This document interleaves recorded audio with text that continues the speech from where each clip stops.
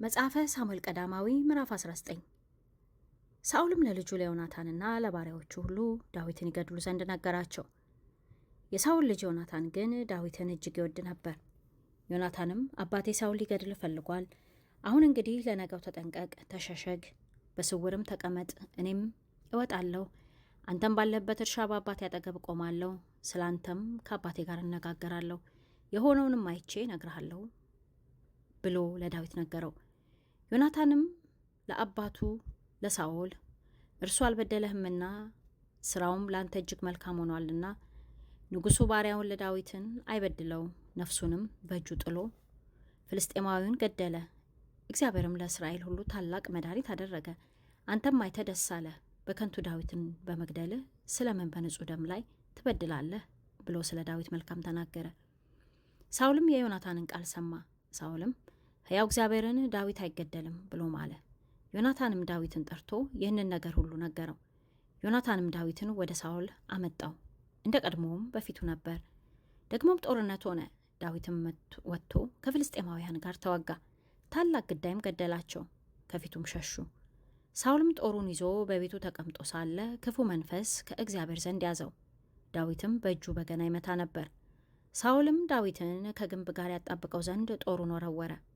ዳዊትም ከሳኦል ፊት ዘወር አለ፣ ጦሩም በግንብ ውስጥ ተተከለ። በዚያም ሌሊት ዳዊት ሸሽቶ አመለጠ።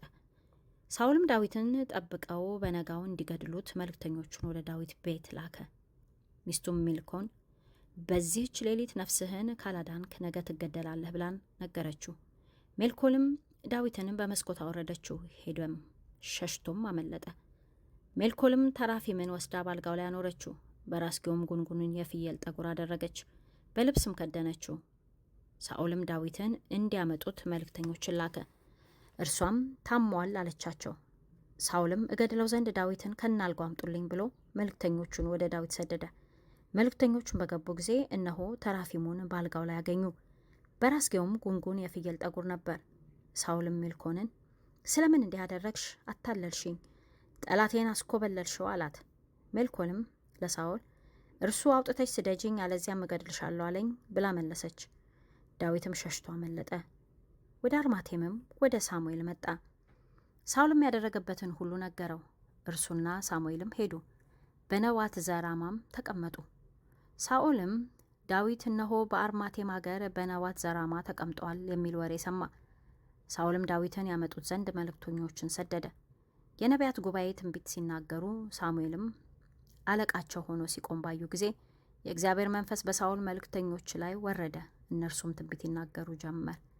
ሳኦልም ያንን በሰማ ጊዜ ሌሎች መልእክተኞችን ሰደደ፣ እነርሱም ደግሞ ትንቢት ተናገሩ።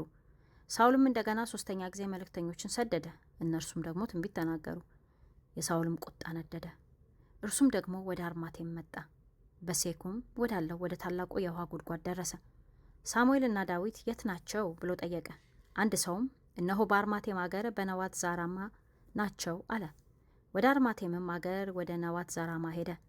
የእግዚአብሔር መንፈስ በእርሱ ደግሞ ወረደ። እርሱም ሄደ፣ ወደ አርማቴምም አገር ወደ ነዋት ዛራማ እስኪመጣ ድረስ ትንቢት ይናገር ነበር። ልብሱንም አወለቀ፣ በሳሙኤልም ፊት ትንቢትን ተናገረ። ራቁቱንም ወድቆ በዚያን ቀን ሁሉ በዚያም ሌሊት ሁሉ ተጋደመ። ስለዚህ ሳኦል ደግሞ ከነቢያት መካከል ነውን ይባባሉ ነበር።